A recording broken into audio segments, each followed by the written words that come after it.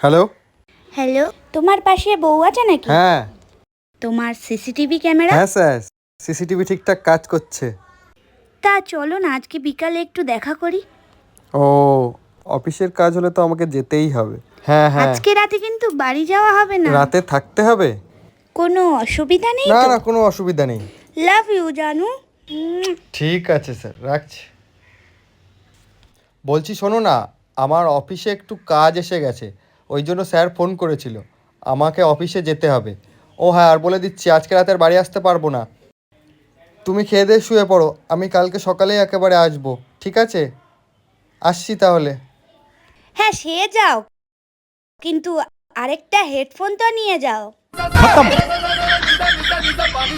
Bye bye, tata, goodbye, गया।